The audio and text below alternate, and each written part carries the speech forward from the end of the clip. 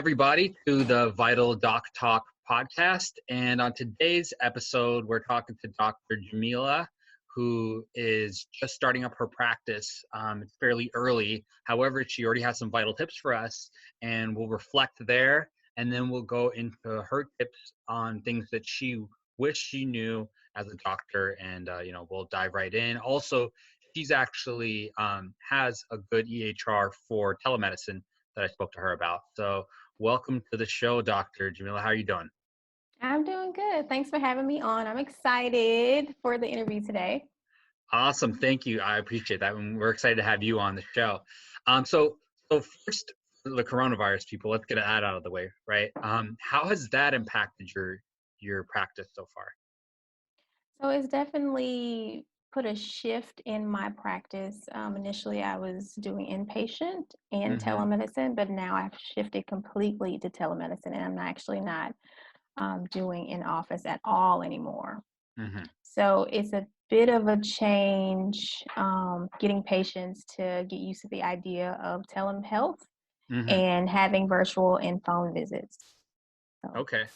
That's awesome that you're actually able to do telemedicine, because I know a lot of doctors, maybe they just started or, they're fairly new to it. And I think when I spoke to you, you said you've been doing it for a while now, right? Your EHR, you said it had telemedicine features included?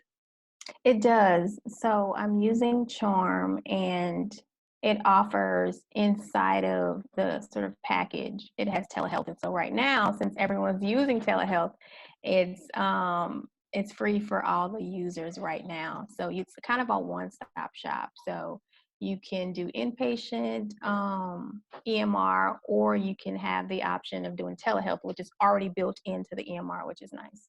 Awesome. And how did you find out about Charm? Was it just through the network? Actually, it was some colleagues.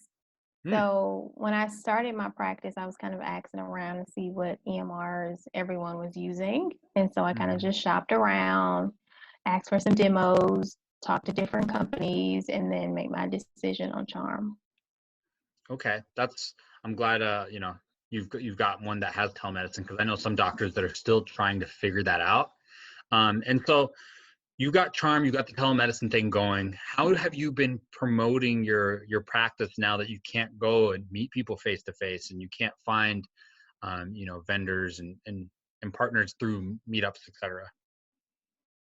So I've been taking advantage of social media because everyone is at home and they're on social media. So right now I've been posting a lot on my social media page. I'm going to start doing Facebook Lives. I've been doing radio interviews, podcasts, such as this one, and just reaching out to my local community. I've done a couple Yelp ads as well to kind of reach local people, but just trying to get myself out there as much as I can. That's awesome. Yelp ads. That's a pretty juicy tip right there, because I don't think I've talked to anybody who's done Yelp ads before, at least not on the show. So tell me how'd you get into the Yelp ad campaign, and how's it going for you? So I started a Yelp page just because, like, when someone's looking for a service, they think their Yelp is very credible. So they're looking at reviews on Yelp. And so I was like, you know what, I'm going to post my company or my practice on Yelp. And then maybe about sometime last month, someone from Yelp called me and they said, there's a lot of people looking for naturopathic doctors in your area. We're getting so many searches. Would you be interested in finishing your ad and doing some, and having a Yelp ad or starting a Yelp ad campaign? And so I was like, you know what? I'll try it out. Nice. And how's it gone? Has that produced results yet, or are you still waiting to hear back? Still waiting to hear. It hasn't been that long. I did get a couple of calls from it, but they weren't actually sort of in my niche. But it does put me pretty higher on the search engine for Yelp. So if you're looking for naturopathic doctors in my area, I'm on the top. That's fantastic. Which is really nice. Yeah, I tell, when I talk to, doctors that are just starting out, one of the first things I'd say is get on all the local platforms, get on Yelp, Google reviews. You better have that in order. You better have a Facebook page. In fact, one of my clients, he had a competitor write an article reviewing him, and he was like, "What should I do?" And then I said, "Well, you got to get on all these social media links, link them to your site and back, and then they'll rank under your name." And Glassdoor is another one that's just like powerful. Um, whoever hasn't done that, that's awesome, and I like that. So, have you been generating Yelp reviews for yourself? Do you have a strategy there? Or how's that gone? Or are you just like, I'm going to provide the best work, and that's how we're going to grow? So I started with Yelp, but Yelp is actually very expensive for the Yelp ads. Hmm. So I did it for a little bit and I kind of paused it and I did it for a little bit. So I'm kind of trying to decide if it's a good fit because ultimately it's a very expensive amongst other ads. Hmm. But I do have like testimonies on my website. I kind of played around a little bit with Facebook ads. But Oh, I noticed with the Yelp, like I said, it's at the top. So if you just put naturopathic doctor in Atlanta, you see me kind that's of thing. fantastic. So I'm trying to decide on what would be the perfect fit for right now for me. Interesting. Yeah, and what converts, right? That's And what's what important. converts. Yeah, That's what's that's important. 100% the most important thing. So Hmm. that's great. You got Yelp and you got your Facebook ads. You're starting to do that. Social media. Have you do you like Facebook? Do you like Instagram, Twitter? What's been your favorite so far? So it's more about where my ideal patient, what sort of social media they would be on. So Hmm. my personal favorite is different from where my sort of clients are. That makes So sense. my clients are moms. So moms are on Pinterest, moms are on, and then it's also an age thing. So Mm-hmm. from my understanding, 30 and under is on Instagram and 30 Hmm. and up is Facebook. Hmm. So the moms that I'm specifically looking for is 30 and up. Hmm. So I'm doing Instagram as well because they're so connected. Facebook and Instagram is kind of like one now. Hmm. So I do post on both, but I'm also, like I said, Pinterest. All the moms, they're on Pinterest. That's kind of like the thing. So I go where my ideal patient is going to be. That's awesome. And basically, now that you got your pin, sorry, my cat is just trying to make a previous. Good job, you made your guest appearance. So basically, so for social media, do you have like a posting schedule? You have, like where you'll do one post a day. What do you recommend for doctors that are just starting out? Kind of how has your strategy changed since day one? So. So the biggest thing I would say is consistency. Hmm. So whatever you decide, whether it's 3 times a week, be consistent. Whether you're going Hmm. to do 2 times a week, be consistent. Hmm. Right now, for me, I try to post every day just Hmm. because I've been on social media for a while. Like I had a previous blog that I had, and I was used to posting quite frequently on social media, but whatever you feel like you can commit to and be consistent because Hmm. it's more of a marathon versus what you can do very quickly for that moment. It's what you Hmm. can do over time. So whatever you decide, just be consistent. I love that. I think that's definitely true. Most of the advertising methods, especially for doctors, can work if you're consistent with it. Obviously, some depending on like the industry, some work better than others, etc. But I think they have. I've seen them all work myself as well. So, what would your tips be for maybe some of the newer doctors who don't even have an area established where they don't know where they want to focus on? And how did you find yours? Yeah, it's a good question. So for me specifically, it was my own health journeys. So I was interested. So I'm a mother of two. I have two boys, and I had a pretty dramatic sort of recovery period after my first son. I had a 10-pound, 1 ounce baby boy.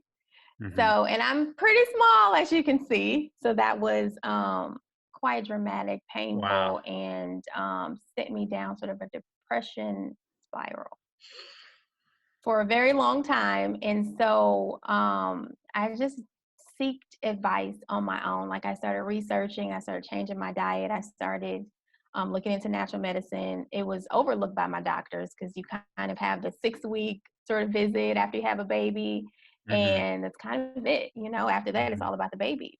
Um, and so after that, I was able to kind of bring myself out of it, making a lot of lifestyle and diet and natural medicine changes.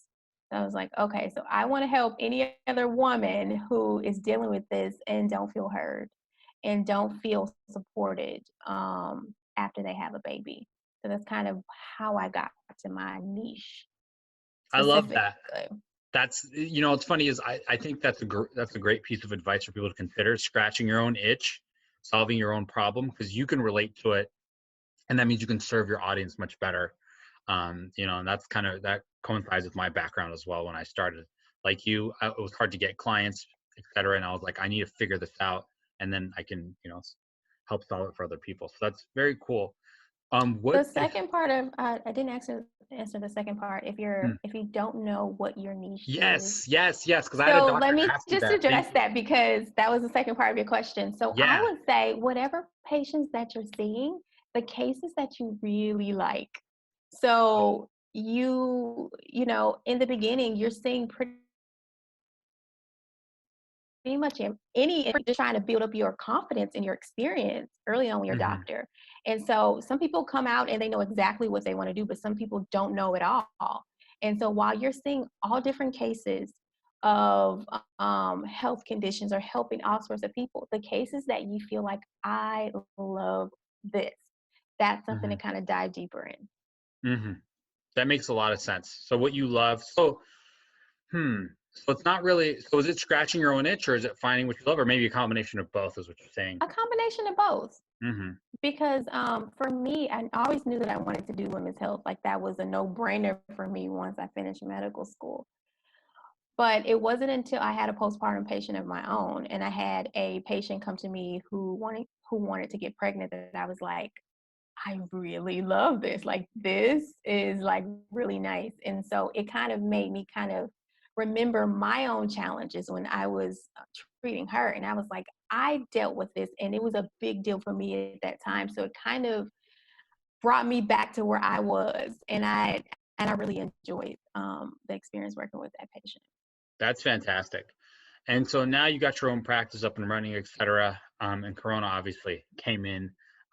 But it sounds like you're combating that with social media and your, Pinterest, which I haven't even. Have you started doing Pinterest posts, et cetera? Have you had any success there? I have no idea there, and I'm sure the audience is interested. Yeah, so Pinterest is really interesting as far as, Hmm. so you post your own stuff, but it's also about pinning others people's posts.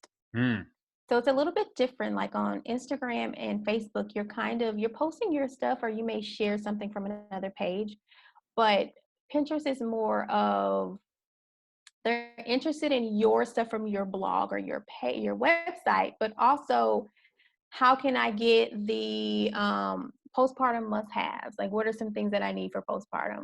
What are postpartum exercises? What are postpartum, that whole spectrum? And you can pin ideas to all of these different folders. And so they can go to your page and find all this information about fertility, about postpartum, about pregnancy or pediatrics. So it's a little bit different, I would say, from Facebook and Instagram. interesting. Yeah, I've never personally used it, but it sounds like anyone who's looking to target a female audience, is 30 and Absolutely. above, right? That's what you said, 30 and above.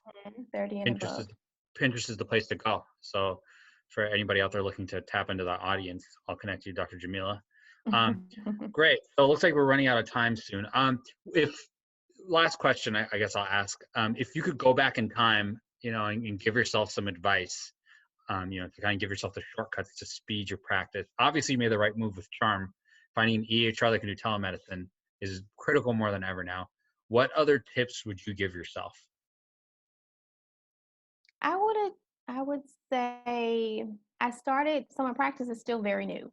Hmm. But I think that having a business coach is very important because we know how Hmm. to be doctors, but we don't a lot of times don't know how to run a business. So Hmm. getting someone in the very beginning to teach you exactly what are the steps you need to do, I think is very beneficial. So I would say early on, get a business coach so that you're not kind of bumping, hitting the wall, trying to figure out how do I run a business. I know how to treat patients, but I don't know how to run a business. And if that's something that you're going to do, be an entrepreneur, then I think that a business coach is very beneficial. 100. Yeah, I mean, I'm self-indulgent if I agree with you there. And I'm not your business coach, obviously. So, she's recommending a business coach and she's not working with me. But I would say, Jameelah, what are the things that your business coach taught you that you wish you knew, or the things you're like, oh, these are the things I didn't know that I wish I did. Let's see, the things that I wish that I knew that my Yeah, like what are the repeat blind spots your business coach pointed out that you were like, oh, maybe this is what I should focus on. Now I think you're about 6 months in, right? I'm about 6 months in. I guess the foundational things, Mm-hmm. like all the smaller things that you don't think about that you need to have, and you're just thinking about, okay, I'm just going to go out there, rent some space, and open up shop. But there's a lot of little steps too that sometimes we don't think about that need to be done to make sure to make everything possible. Mm-hmm. So I think having all the small steps, like making sure you have your insurance and making sure you have your business license and making sure you have all your intake forms, make sure you have a payment processing system, making sure you have your protocols and all of the supplies and things that you need that you may not even think about. So Mm-hmm. having a checklist saying, okay, I have this has been beneficial. For sure. I think, back office activities are so important, and then going as far as marketing. And a lot of times when I talk to doctors, without coaches, looks like we're running out of time now. But a lot of times when we talk to doctors without coaches, et cetera, what I've seen is they think of themselves more like artists, right? Or they're very giving, so they want to provide the value. But taking care of yourself, which is one of the reasons I started this podcast, is just as important to make sure that you can, like putting on the air resuscitation mask on yourself first, right? That's why it's important to get that stuff right. Absolutely. So that's gold, and thank you for those tips. Dr. Jameelah, where could people find you? Yeah, so they can find me on my website at www.drjameelahnd.com. That's DRJAMEELAHN, like Nancy, Mhm. ND.com. Got it.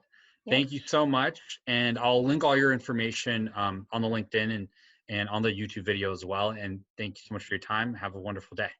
Thank you for having me. I appreciate it. Appreciate it, guys. Have a great day.